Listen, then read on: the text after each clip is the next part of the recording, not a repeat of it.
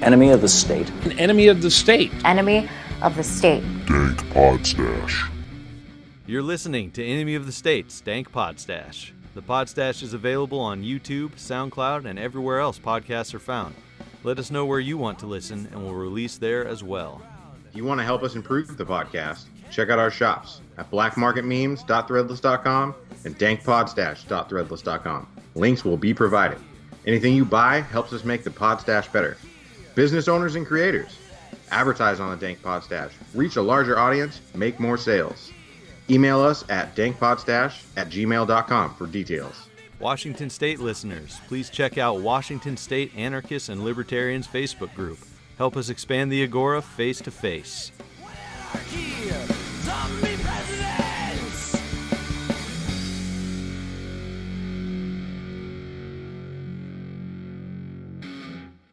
All right, we're back with episode 7 of Enemy of the State's Dank Podstash. My name is Nick, and I'm here with my co-host David. How's it going, man? It's going excellent, man. How about yourself?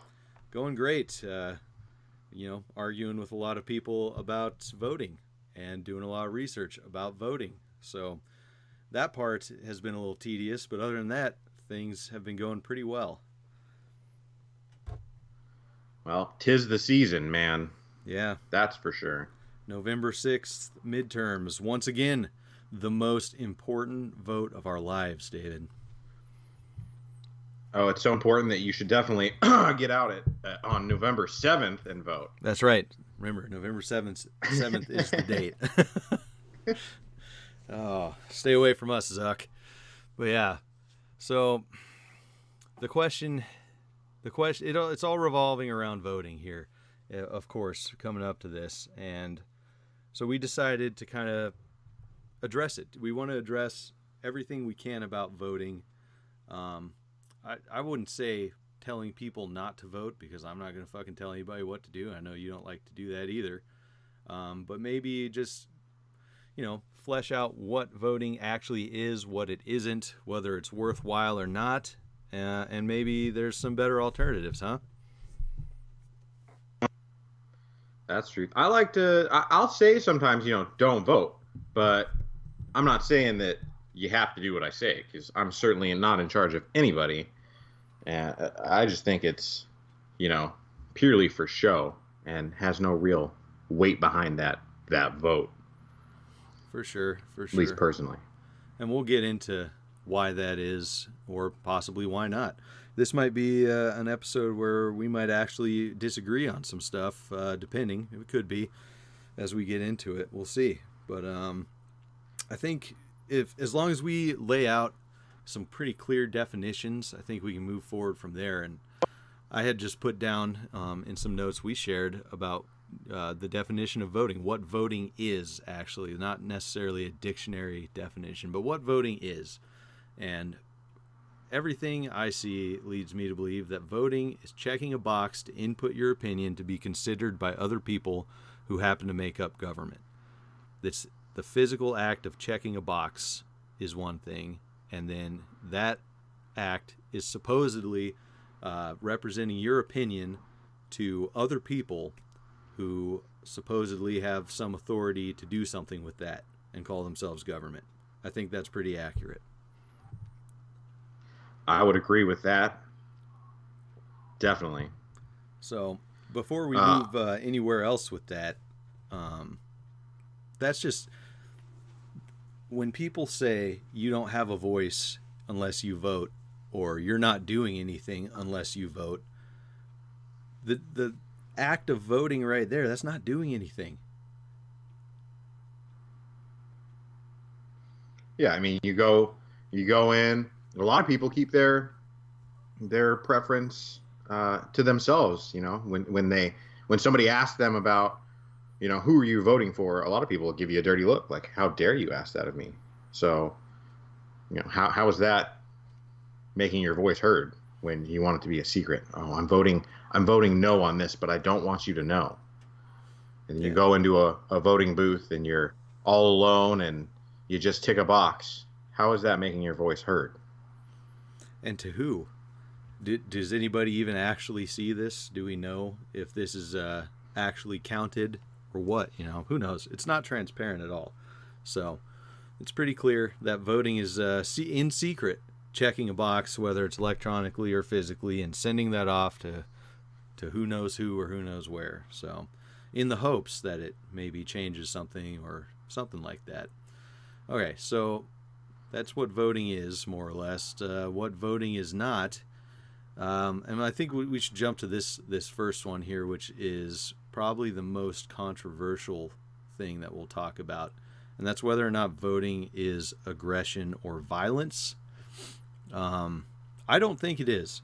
I had kind of fallen into that opinion for a little while, and it took a little bit of really thinking about it and reading some articles and listening to some people smarter than me talk about it. Specifically, I really like Michael Malice's explanation of this. He was on Tom Woods' show talking about that, and then he wrote an article about it as well. But I don't think that voting is aggression or violence because it's not directly harming another person. You can't go physically stop someone voting because they're aggressing against you. I don't think that's right. I completely agree. I don't think I've ever said that voting was violence or is in and of itself aggression, which a lot of people have lobbed at me thinking that I'm part of some collective that just repeats phrases, etc. Although I'll repeat taxation is theft all day. Sure. Yeah, I really like Michael Malice's input on that because he's definitely somebody far more intelligent than I am. And he lays it out in a very good way, especially in that podcast you mentioned and that article. Yeah, I think I and other people, when talking about when saying voting is violence or aggression, may miss a step or two in there, because voting is not a violent act against another being.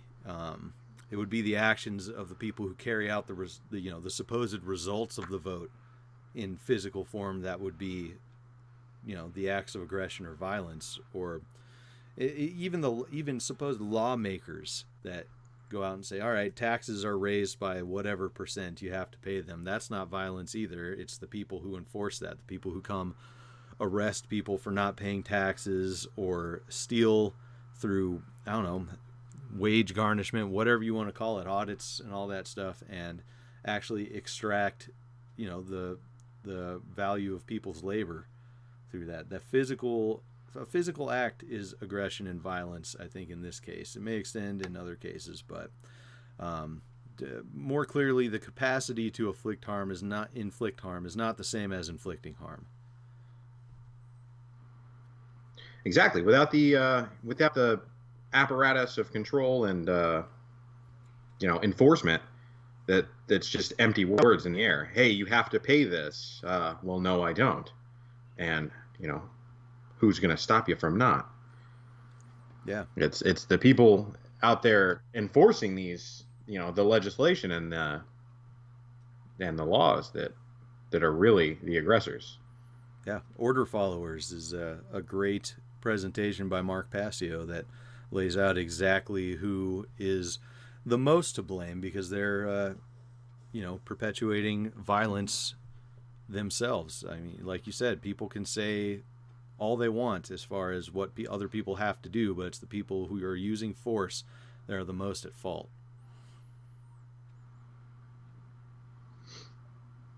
Now, is voting? Do you think voting is effective or is it ineffective? So.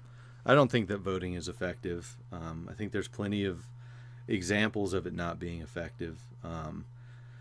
Mostly things like, there's two specific examples that I have prepared for today's show, and that would be here in Washington State where we're at, we don't have an income tax, right? And for the last 80 years, the voters have been voting down the politicians' attempts at imposing an income tax on Washington State residents. And now that it's been 80 years, and for some reason they've decided they've had enough, which they could have at any point in time. It's probably arbitrary.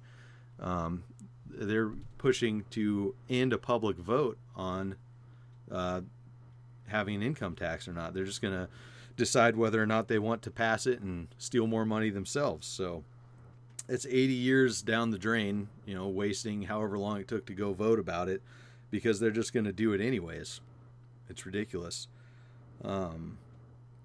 Yeah, that's in our state, so that one's close to home. That's not very good.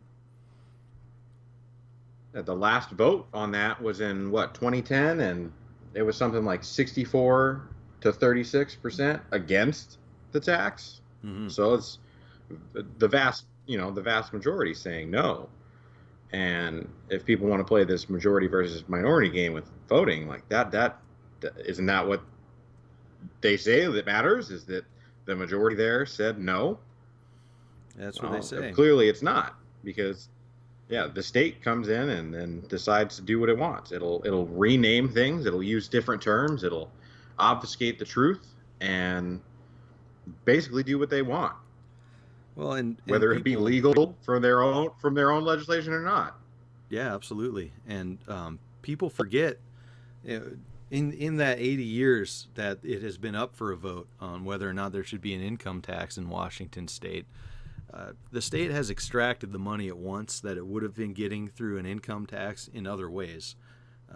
I can see it pretty clearly because I came here from Arizona, which does have a state income tax, and you can see the trade-off. Like in Arizona, you don't have to pay to go, hiking or whatever in state parks or whatnot.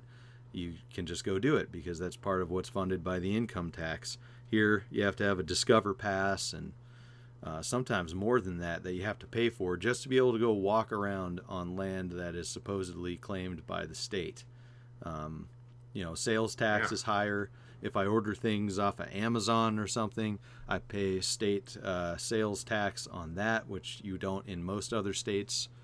So they're going to get it if they want it. And then when they want the rest of it, they're going to get that too without asking your permission.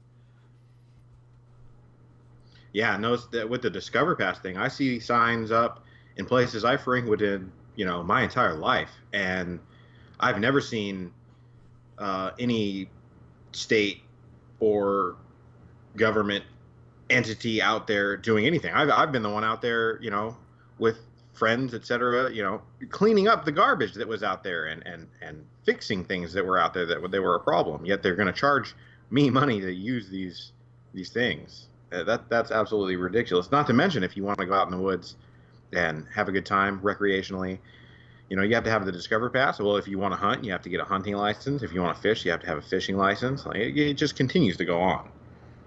Yeah, absolutely. I really hate the licensing for hunting and fishing because I like doing both.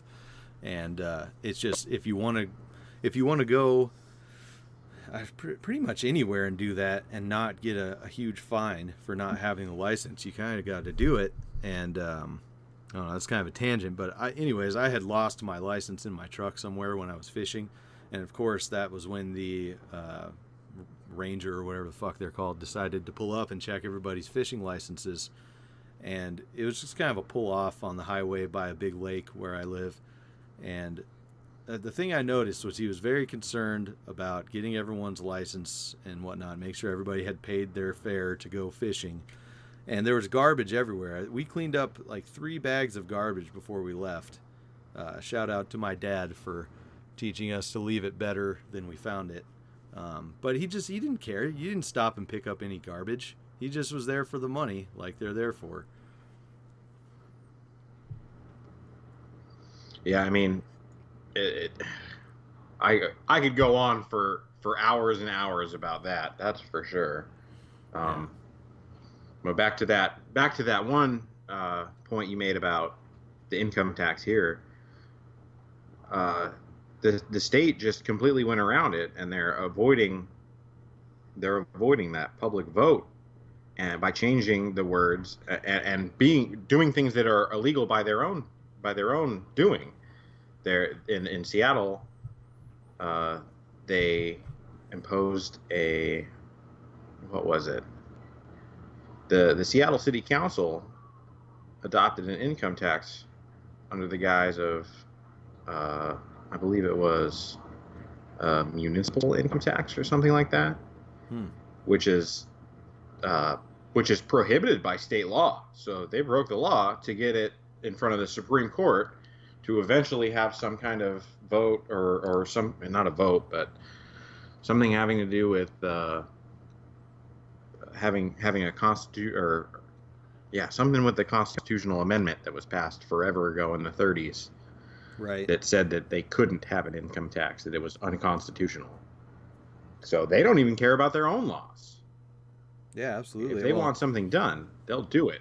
Yeah, and like you said, break the law to get it to a point where someone higher up in their world can tell other people to follow whatever they decide, which is bullshit.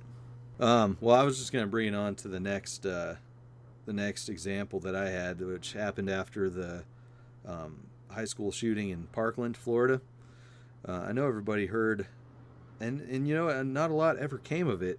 Sadly, I'm surprised I haven't heard more about this, but it was after the Parkland shooting at the high school. You know, everybody was tossing around the idea of banning assault weapons, wherever those are, in their state or town or whatever, and the bump stocks were an issue and whatnot. Well, in Boulder, Colorado, the city council had a midnight vote amongst themselves and unanimously passed a ban on assault weapons and high-capacity magazines. There was no asking the people that lived there to vote on that. And probably because if they did, people would have voted it down. And if they had voted it down, would they have abided by that? Probably not, because then the city council would vote on it and unanimously pass it like they did. They did that there and in Deerfield, Illinois, which is a suburb of Chicago, where they voted to ban assault weapons and fine violators up to $1,000 a day instead of just straight up banning the weapons.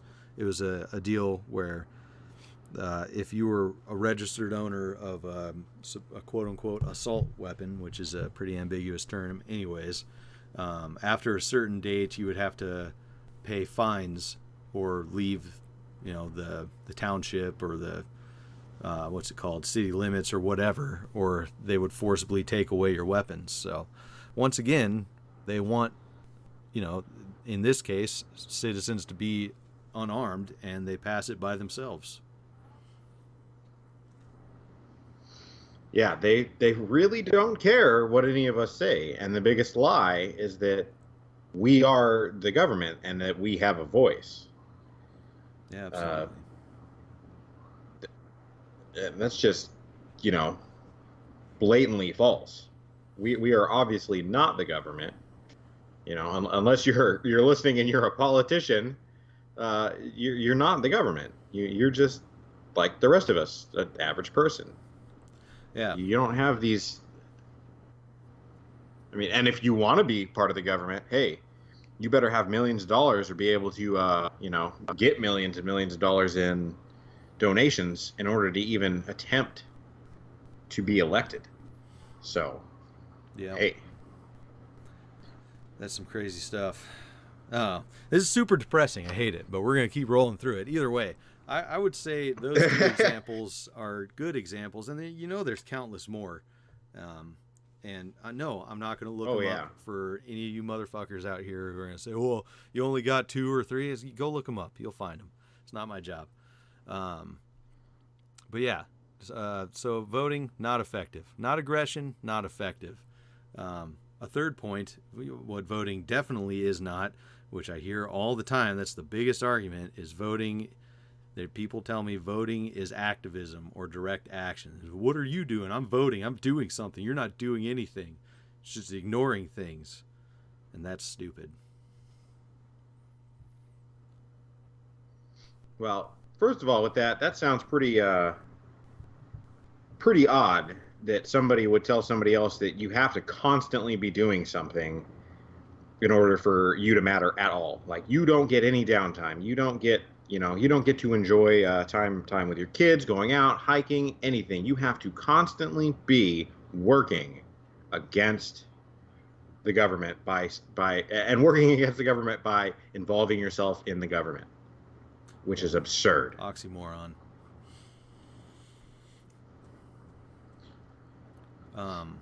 You know, directly here, as far as how voting is not activism, voting is asking someone else to do what you would prefer happen, or asking someone else to take over the responsibility of making decisions for you. As long as the majority of people want the same thing as well. How is that action? Is it begging somebody else to make a decision for you? Yeah, that's on the, voting for a specific candidate, section of that. That's if you're like, hey, I want these changes. This guy says he's going to do these things. Well, instead of me doing things, in my life to try and enact these changes, I'm just going to pass all of that responsibility onto this public political figure and hope he does what I want, which the history shows us they don't. Yeah, not at all. It's ridiculous. It's well, yeah, we'll get into the next part of that and a little further on, but that just it just blows my mind. It almost leaves me speechless when people tell me that they're taking action by voting and I'm not doing anything. I mean, just speaking to people, whether it's, and I'm going to say it's whether you're on Facebook or face to face, wherever, if you're talking to people about stuff and having good conversations, connecting, that is making a bigger difference. I guess that kind of dovetails into the next thing that voting is not, which is relevant. Voting's not relevant. The culture changes politics. Politics shift with culture. Examples of that would be like Clinton and Obama flip-flopping on their stance on gay marriage. People, how long were people voting to pass gay marriage, and people kept saying no until the culture in the U.S. changed to more accepting, and then all of a sudden, I can't remember. I remember watching the clip. I don't remember which talk show it was on, but Hillary Clinton speaking out against gay marriage, and then all of a sudden, she's this hero champion of that community, and it's like, where did this come from? Well, politicians are always doing that. Everybody involved in any political, whether it be Republican, Democrat, Libertarian, whatever your flavor, they all say that politicians flip-flop for the votes. They want more votes. That's the thing. They want votes. Yeah. With the, it's not about voting for an issue. It's if I bring this issue up, say gay marriage, if I say, hey, I'm pro-gay marriage, there's a large percentage of voters that are going to be like, hey, good, I want gay marriage, so I'm going to vote for you just on that one issue, because there's one-issue voters. And, there they've secured some votes. Even if they do it or not, they could be lying, which is the case, usually. Sure. And what goes along with seeking out votes or aligning yourself with the majority of the populace's opinions, supposedly looking for votes? There's a lot of money that goes along with that. A lot of money you receive campaigning, whether you're campaigning as a politician or whether you're a group lobbying for a bill or a proposition to pass or not pass. There's a lot of money that comes from a lot of different places that goes into that. So is it about the vote, or is it about gathering more money, masquerading behind the idea you're right, championing a cause? Yeah, no, that's a good point. A lot of the campaign donations goes not necessarily to the campaign. They buy themselves food. I've read about $400 haircuts, etc. Like they mask this. That's a very good point. I hadn't even thought about. They can take all that money and then do who knows? Yeah, well, no, go ahead. Well, it just popped into my head. Yeah, exactly. That right now, and I don't want to say that this is absolutely true or not, but something that I heard about a certain parking lot aficionado and his campaign looking for a million. They wanted money for $1 million campaign pad, like a house to rent. won millions. And it's like, wow. Do you want votes? How does them or do you want $1 million house yeah, to crash in? how does them having $1 million house to crash in do anything for freedom? Yeah. Maybe their freedom. Yeah. No more jerking it in parking lots, I guess. But yeah. You can jerk it in $1 million house. That's right. But yeah, voting is not relevant because, like we talked about now, they're looking for money. They're looking for money. Maybe they're looking for some sort of, I don't know. I don't even know what the word I'm looking for is, but they want to feel like they're justified in doing what they're doing because a lot of people said they could, which doesn't make it real because political authority is not real. So authorizing others to exert their authority over others is irrelevant. You can't exert authority if it's not real. It's an illusion that a lot of people buy into, that a lot of people give into, thinking that other people do have authority over them. And it's really interesting, just when you start asking the right questions, how that breaks down, right?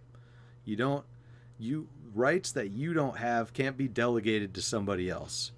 How can you give away something that you don't have? Yeah, exactly. Like, and the people that, a lot of the people that are telling me that I have to vote or I'm doing nothing or that it's so important, they'll also repeat that same line that you can't, delegate rights that you don't have yourself to somebody else, no matter how large, no matter how many friends you get together that agree. Mm-hmm. Yet there they are involved in that act.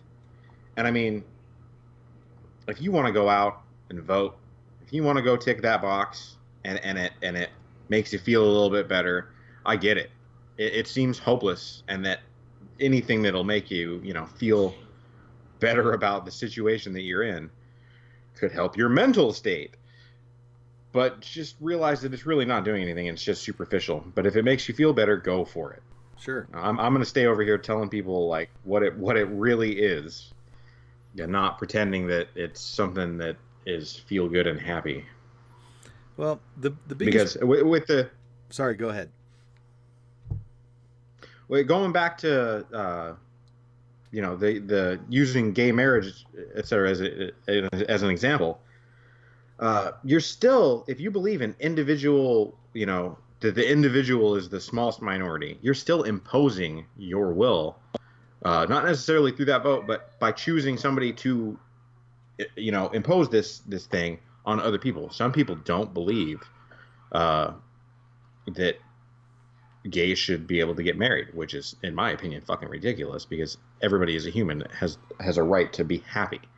They can get married. It's freedom whether of association. It be, just, yeah, but you're still, like, there's people that don't agree with that. Like, they don't want to go harm these people. They don't want to, have anything to do with these people. They just don't like that, and they disagree with it. Shouldn't they be allowed to have an area, where they can, disagree with that without being called names, and they can live around people who hold their same values and have that life that they want to have. Yeah, absolutely. That's what I was going to say before. It's my biggest bone to pick with the Libertarian Party, and how people in the LP try to guilt other people into voting. And there's just the kind of deception, because what's the slogan from them? All your freedoms all the time, right? Yeah. How do you know what somebody else's freedom is? How do you know that some person is not willing to give up a little bit of their rights or freedom to do what they think is maximizing it with a government that they want? I'm not here to tell everyone they can't have a government. I don't want a government. If you want to have a government, let's all separate. You have a little government over where you want, and then don't fucking bother me and anybody else who doesn't want a government over here. It's still mob rule. It's a democratic process. Yeah, I mean, personally, I'd prefer the people that want a government far away from me And the people who don't like gays being able to do whatever they want, get married, etc., they need to be far away from me. I would much rather have that than anybody imposing their, because in the same with the same process, the same voting process, with the government, infrastructure, those people can also impose their will on you, on me. They can say, hey, there's enough of us have come together and we don't like gay marriage. So now it's not allowed. So we're going to impose our will on everybody else. So there's a chance that even with voting, you're still going to be on the losing end. And then suddenly when you're on the losing end, it becomes oppression. Yeah. Junk. Garbage. But I don't know. Yeah, a bunch of garbage. It's just the part, I mean, at least Democrats and Republicans are honest in that they're authoritarians and they want to use government to push what they want, It's a huge, it just bugs the shit out of me. I asked a libertarian the other day, so are you pro taxation and democracy? They said democracy, absolutely not. And this is while they're advocating for voting. What is voting? Is voting not a democratic process? Are you sure you're not for democracy? But Nick, we live in it's not a democracy, it's a republic.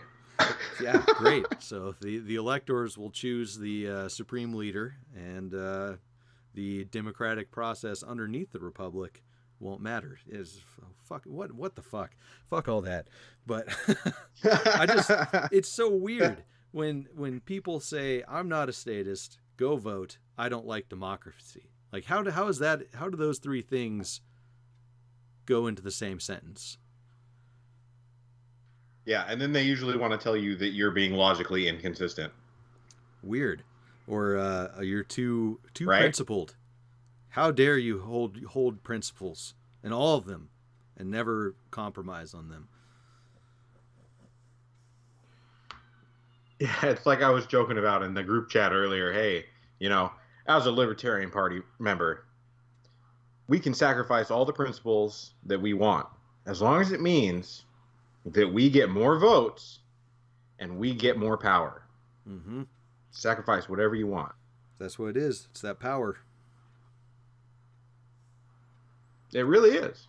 And with the LP, they've definitely duped a lot of people into thinking that's somehow virtuous, that they can be self-righteous. And that's just odd. It is. So one thing that this actually comes back to a pretty neat thing that Michael Malice said, and I'll get back around to that. But the things that go into, as far as the activism that goes into a campaign leading up to a vote, there are a lot of conversations. There's a lot of awareness being raised. And Michael Malice, the quote I pulled from him, is that the election is the consequence of the conversation. And the conversation is usually pretty good. If you're talking about the issues, if you're exploring that and seeing if people want to change their minds, showing them why they should change their minds, that kind of thing, that's great. The conversation is where you want to be. And then all of a sudden, you just blow your load on the election and it's over and done with. It's like, fuck, all that great conversation and money we spent on this, and we didn't win. Screw I guess it didn't matter. And it's just like, or you just keep having the conversation and keep changing the culture. Yeah, that's the most important part to me, is to continue the conversation. A lot of people will, after an election, just drop it. They'll say, the election's over. I don't want to talk about this anymore. Mm-hmm. That's in the past. It's already happened. We have the result, and this is what it is. Like, come on. Yeah. Well, I guess I got to let the majority rule me for the next year, but I'll get them next time. Terrible. Yeah, it's weird. Why not put that effort into, something more worthwhile? if you're voting on an issue specifically, like homelessness, if you're voting, homeless people need, whatever you may, roll the dice. Homeless people need this. Mm-hmm. Why not go help the homeless people get that? Why vote to have stolen money given to them? Why vote for stolen money to be used to provide them shelter? Why not go out and use your own, take direct action and go help these people? A lot of the people don't want help from the state. They're homeless by choice because they hate the state. Mm-hmm. And, they're not going to take these handouts that you get. So that doesn't help them at all. And if anything, I don't know if them taking money from the state actually really helps them. Then they become dependent on the state. Sure. Instead of you being there as somebody that can, like, hey, like, I've helped you get these things. Like, let's discuss ways that you can, even still living the lifestyle that you've chosen, if you've chosen to be homeless by choice, make enough income to be okay, at least be comfortable and happy. Yeah. And that's why not do that? Right? Why? In my mind, individual freedom. Well, and why even let it come up to a question that can be posed to whoever, city councilors or whatnot, whatever government is claiming that they have the authority to even make a decision on what to do with homeless in the area or whatnot. Because look at the horrible shit that happens there. You got in Florida that big story, the 90-year-old awesome dude who, despite the jackasses in government telling him he couldn't feed the homeless, going out and doing it anyways. And you see those scumbag cops coming and arresting a 90-year-old guy for helping his fellow man. That gets me my blood boiling right there.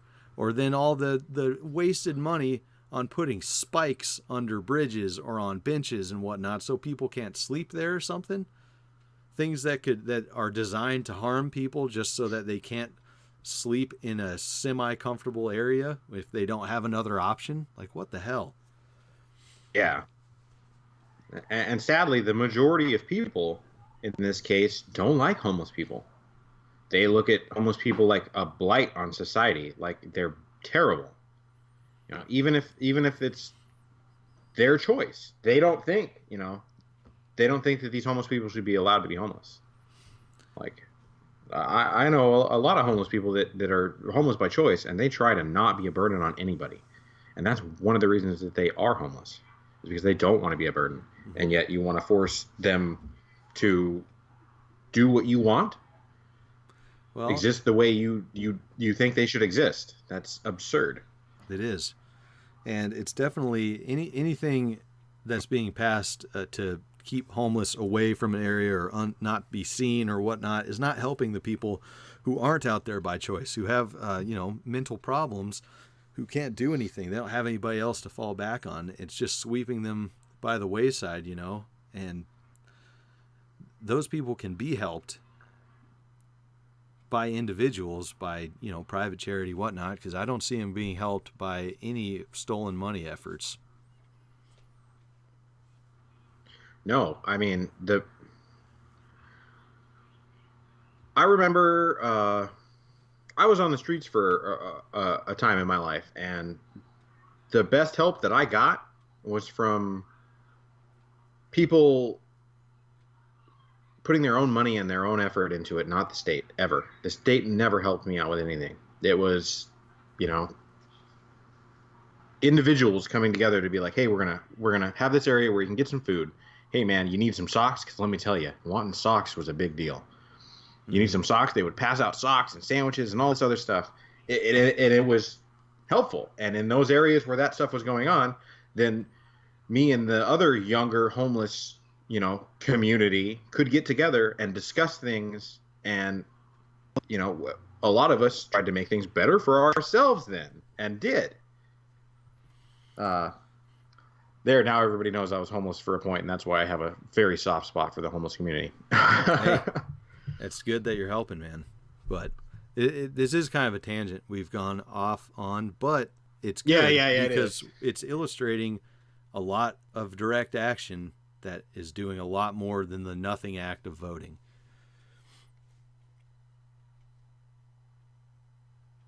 It's just a good example. Okay, so another thing here, the question, the big question, because I've said it and now I'm not so sure. Does voting legitimize the state? Does the act of voting make the whole? Does it make the whole of government legitimate somehow? I'm starting to think that voting does not legitimize the state. I don't think that act does that. What do you think? It doesn't legitimize the state, and I've made the mistake lately of omitting words from that statement.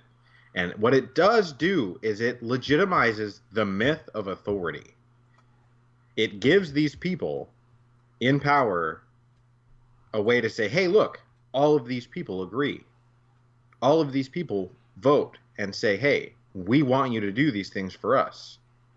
So then they can say, hey, consent of the governed, etc. All those fun, fancy terms that they use to lie. Mm-hmm. And that's all it is reinforcing that myth that they have authority. So I don't think it definitely doesn't legitimize the state. I don't think it's necessarily reinforcing the myth of authority in general. I think it's reinforcing that illusion of authority in the individual's head who votes. It's strengthening the illusion within them. You know what I'm saying? Sure. Because I don't think that people voting. I mean, definitely is saying, well, yeah, I don't know. This is a really tough one to put into words. Let's see here. I have it written down here. Let me see if I can read through this and see if I can make make heads or tails of this. So if state authority is illegitimate, then the supposed results of voting that approve or deny the state the right to carry out the actions or appoint the masters or whatever are also illegitimate. So if all of this is illegitimate, then the act of voting does not legitimize the state or its methods. Voting or not voting has the same effect, nothing. It does not and cannot legitimize the state, but it does strengthen the illusion in people's minds as far as they think that they're able to give over their decision-making, their agency to someone else, even though that's impossible, as far as giving over their rights over others, as we discussed before. Yeah. It's just, to that question, do you have the ability to delegate rights that you don't have to somebody else? No, right? But then the statists can say, well, clearly you do because people do it. So it's just like you said, just it's an illusion. Mm-hmm. Because they would do it regardless. They would impose their ideas regardless. But with voting, they can say, hey, it's the will of the people. Right. Even though it's not. Well, that's funny, too, that they can say it's the will of the people, because they're definitely omitting the fact that it's the will of the supposed majority of people. It's just straight mob rule. Yeah. Oh, yeah. That's you said, that trigger word for a lot of people, statists there. And that's something that bugs the shit out of me. Once again, I'm going to take another jab at the LP here. People who are big L libertarian get their feathers really ruffled, their jimmies really rustled when you start, and not even necessarily in a malicious way, but saying, oh, so you're pro-state, you're statist. And no, I'm not. I don't believe in the state. I don't do these state things. And it's like, well, you want to vote and you want to use taxed money to do all of this stuff. And I don't give a shit if you say it's unrealistic that we'll get to a point where we don't have taxes in our lifetime. So you should use it how you can right now. That's statist. And I don't have a problem if people want to be that. Like I said before, if you want to be a minarchist libertarian, whatever, that's fine. Do that. Just leave me alone. Leave other people who don't want to be a part of that alone. And don't call yourself a fucking anarchist, please. It's confusing. It's not helping anything. And it's an outright lie. It's not even helping their cause. Exactly. Yeah. It's not even helping their cause because it's hiding the truth. If they were just like, yeah, I'm a minarchist, I want these specific things government to handle, then they'd be like, all right, you're a minarchist, cool, you support the state, that's fine, go over there and do that. You're still continually trying to force everybody else that doesn't agree with that to do that, and that's not okay. That's my point. Is that these people are still trying to force everybody else, not necessarily the voter, but, who they vote for, et cetera, the things they vote for. It's still trying to make everybody else go along with what they want. Absolutely. Yeah, I have no problem and working with minarchists, libertarians, whatever, on, getting the issues out there, having the conversation. That's great. I will not align with them when it comes to whatever, bring it down from the inside, because I don't that doesn't work. We're kind of illustrating that with all of our points today, but I won't do that. And that is where the rift really opens up, because then they get angry and say you're not doing anything, whatever, start attacking you and your lack of activism and whatnot. And that right there, the getting angry when you say you're not going to participate in the system, illustrates exactly what you said. It's just one more example of someone who wants power. And that's what government is, power over others. And even if it's a little government, fine. You want that little government to have power over me when you're telling me that I need to do what you think is the right thing to do in any given situation. Yeah, and a lot of those people, they'll say, I mean, I've experienced lately, when they start, coming back at me angrily and name calling me, going after me on a personal level, they claim that me saying that they are a statist is somehow an insult. That I attacked them first by saying, hey, you're a statist. That's not an insult. It's a descriptor. I'm saying that you support the state, which you admit to doing. Yeah. If you take it as an insult, then you really need to analyze that on a personal level, because there's some kind of conflict there. Yeah, it's kind of funny how that works, isn't it? And we know that, yes, statist, the word statist can be flung around as an insult, but when it's thrown out there or used in a conversation, someone immediately gets defensive and mad about it. You're right. That's a little telling. It's like, why are you so mad about that? Are you not interested in a small state? Yeah, exactly. I'm interested in no state. Agreed. I'm interested in, so that's why I try to make that distinction, because they'll try to lump me in with them. They'll be like, hey, you want the same things I do. No, I don't. And I'll try to make that divide there known. You and I both have friends that are definitely minarchists and big L libertarians, etc. And we're fine with them. We have fine conversations with them, and they're definitely still people that I enjoy having in my life. Yeah, absolutely. The difference between them and the other people I interact with that I get irritated with, and I'm like, all right, I'm not talking to you anymore, and you're now removed and blocked, is because they're willing to have conversations without getting so angry and without trying to attack me on some weird level. They're just like, let's discuss these ideas. Like, okay, let's discuss them. That's fine. I'm all for that. I love having discussions like that. But if you can't be civil and you're going to be like, well, you're just a piece of shit that does nothing, etc. Like, I don't want to have a conversation with you then. Because you're not attacking what I'm saying. You're attacking me.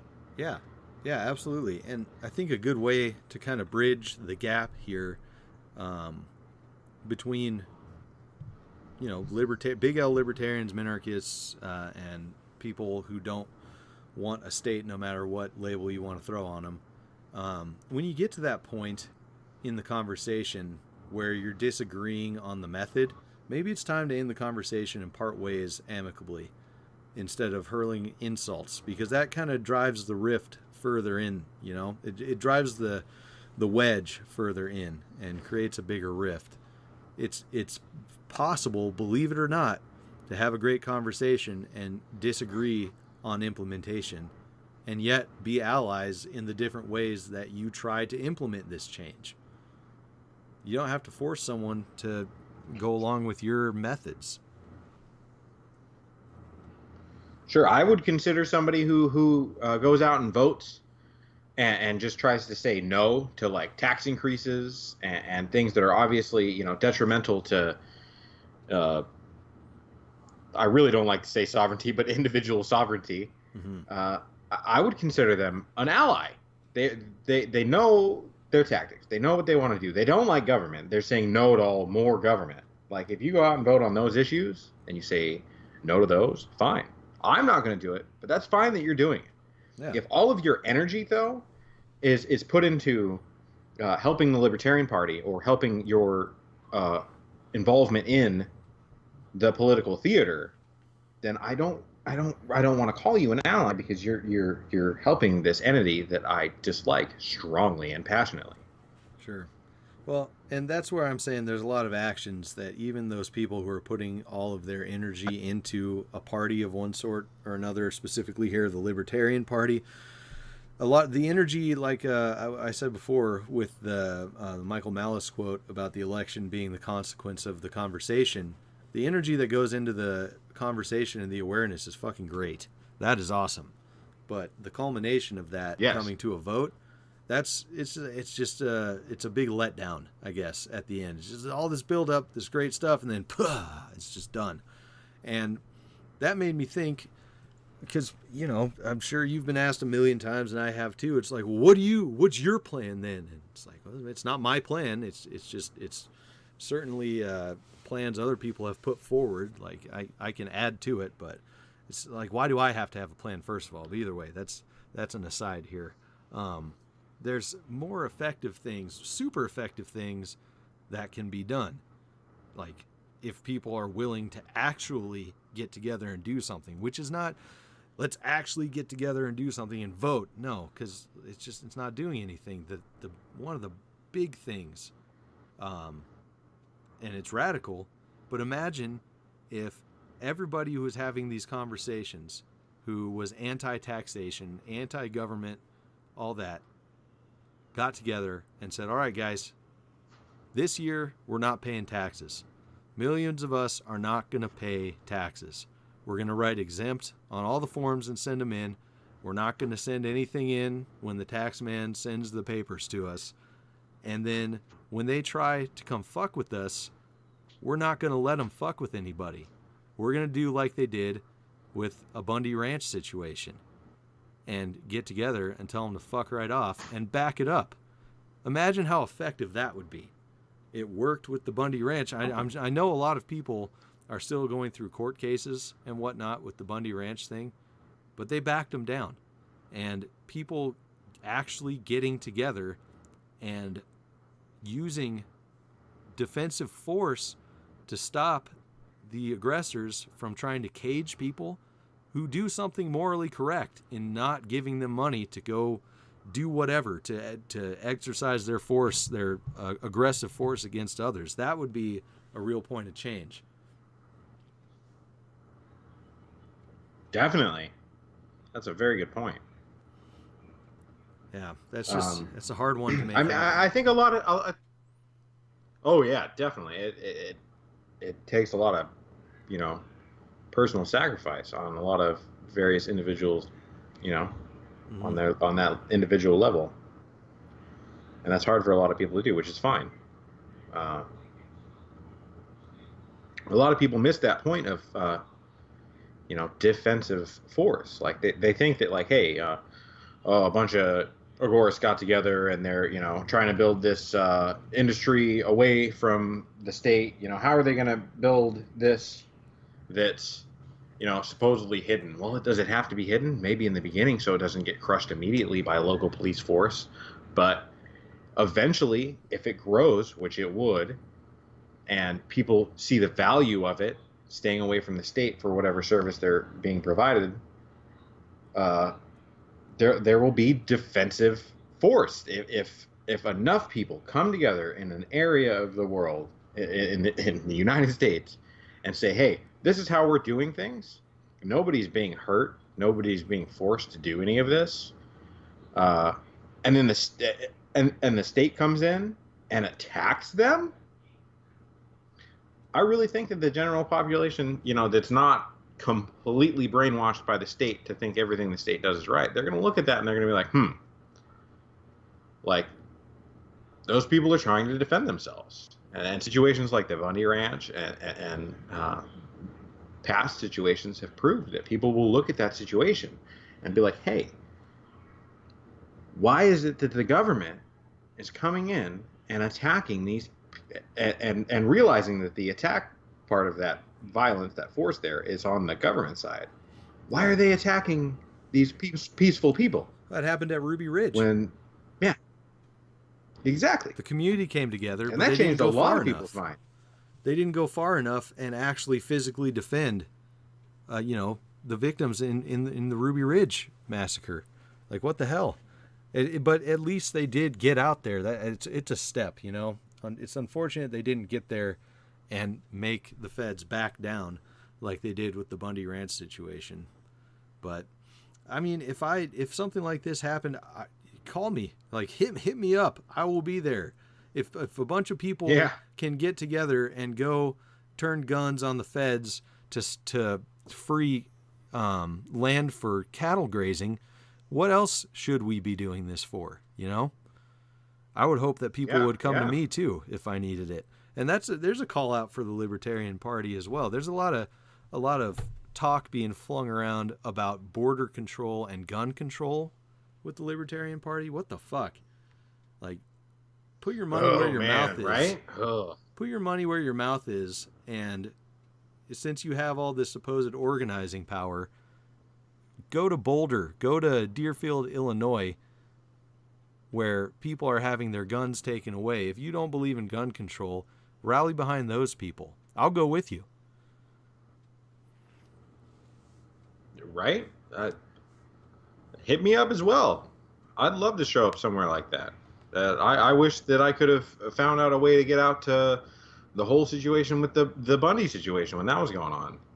Even the weird situation at that wildlife reserve. I was like, damn, I wish I could be out there seeing what's going on with this. Yep. People need to actually stand up. When people stand up for what they believe in, things will change. Yeah. I mean, absolutely. History shows it. And I don't mean go vote by stand up. Don't just think you're going to go take, whatever amount of time it takes to vote in your area, take that time out of your day and go vote, and now you've stood up. No, that's not what I mean by that. Really do something. Really get your voice out there. Start a podcast. Go help people in your community. Look into Food Not Bombs. If there's no Food Not Bombs in your area, you can set one up yourself. There's plenty of things you can do. Absolutely. And I definitely want to make it clear that I'm not saying to go on the attack either. I don't believe in violent revolution at all, because that inevitably slips back into statism, as the U.S. and many other countries have shown. Very, we can see it. That's what happens. But yeah, change the culture. And part of changing the culture is backing the people who are taking a stand and putting it on the line. It's just something that needs to be done. Yeah. That's some intense stuff. It is. Yeah, definitely nobody listening take anything that I say as a call to some action to be violent, because no, I'll immediately disown you if you're going to go out and be like Antifa and flip trash cans and break windows and be violent. No, get away from me. I don't want anything to do with you. That's not what I'm about. David, I know that's not what you're about, Nick. Are you telling me that if you don't flip trash cans, you support fascism? If me not flipping trash cans means I support fascism, then I'm fascist. Oh man. I might flip a trash can on my own property for fun, and I've certainly done it. But I'm not gonna go out and, hey, if you want to break some stuff because you're mad, break some stuff in your house. That'll show it's a good. There's actually places. Yeah, get your aggression out that way. Fuck it. That's but going out and just speaking of those boobs. I heard an interesting thing that I sent you the other day, or actually today, right before this, about supposedly, I don't know if this is true or not, but supposedly the Libertarian Party Socialist Caucus has gained more of a following than, what was it, the Mises Caucus, the Audacious Caucus, and pretty much all of them, right? According to that one link you sent me, but I can't. Can't speak verify to the that. Validity of that.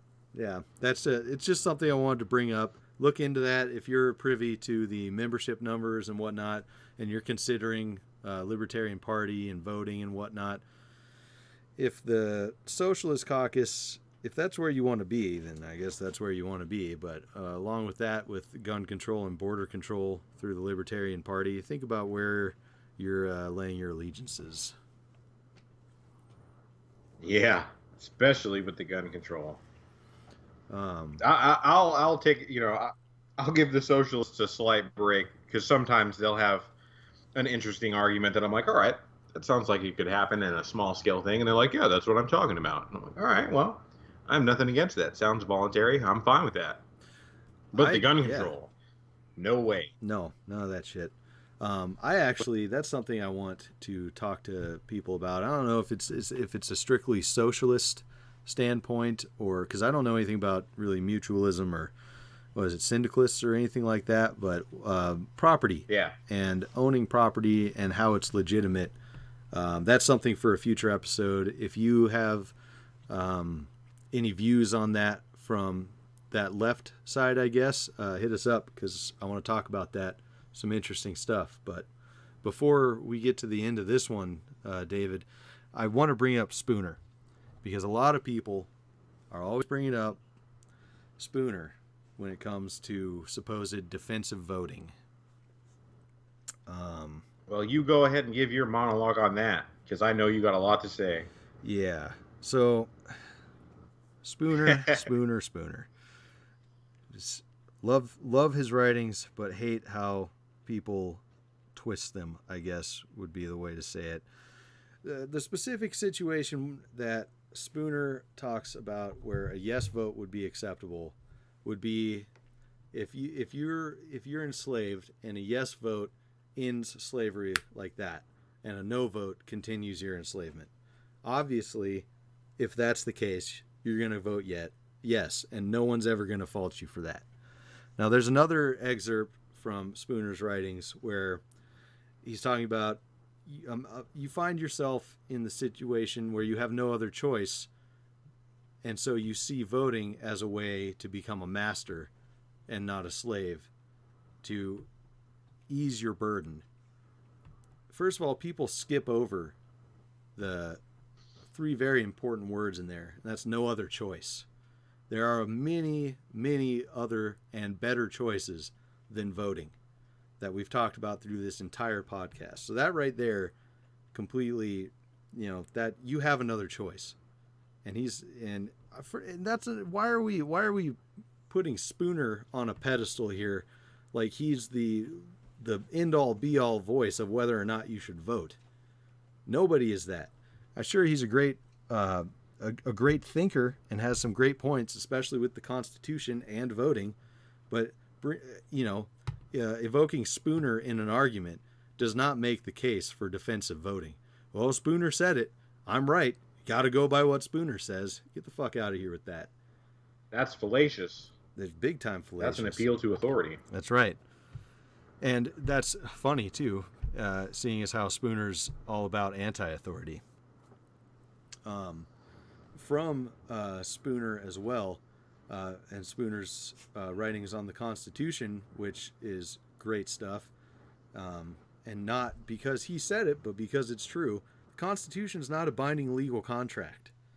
It may be binding to the dudes who wrote the contract back in the day, but they're dead now. It's not binding to me, and therefore the right to vote is not a right. It's the Constitution's illegal, so that is not a legal right that you have, is to vote. So yeah, the Constitution being illegal is a total nother topic in and of itself. Yep. So if you want to talk Spooner said so, therefore I'm right, you fuck off. I'm not interested.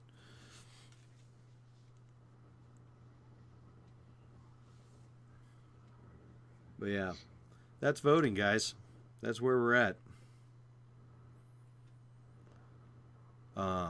Definitely find, find actual direct action that you can get into. I would encourage that. I'm interested in working with you in any form of direct action. I'm not interested in democratic processes. I'm not interested in mob rule. But I'd be glad to stand side by side and change things through the culture. Change the culture, change the minds, help people, with our own hands, do things that matter. I'm also willing to have conversations with you if you want minarchy or limited government. And I'm willing to agree to disagree, and we'll work together in the ways we can, and we'll separate where we can't. I think I got a good idea of somebody that could come on and have that limited government argument with us. That's something we can discuss on our own. Absolutely. We'll see if we turn it into a debate on whether or not it's valid or where we can work together. It could go either way. Yeah, right. Yeah. I've heard some very compelling arguments for the other side occasionally. It's few and far between, but I've heard them. Mm-hmm. Things that made me stop and think, maybe I'm wrong. There's one thing about principles and standing by your principles over anything else. Something that Lauren Southern, of all people, said was that if all you do is stand by your principles, you'll be the last person there with the world of chaos around you because you haven't taken any action.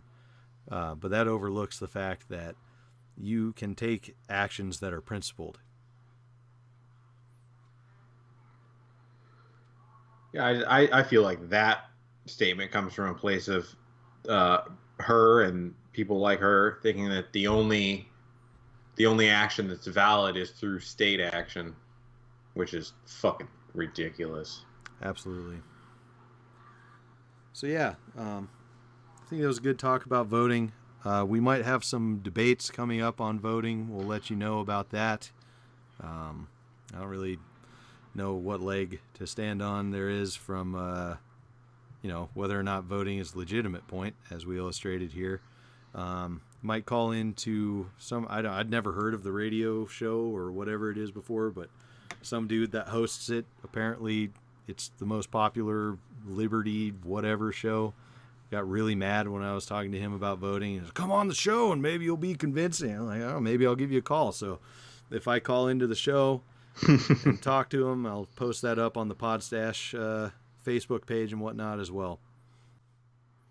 All right, until next time, take direct action. And it was good to talk with you, David. Looking forward to next time in which we'll have a guest like we've been doing every other week. We want to talk to you.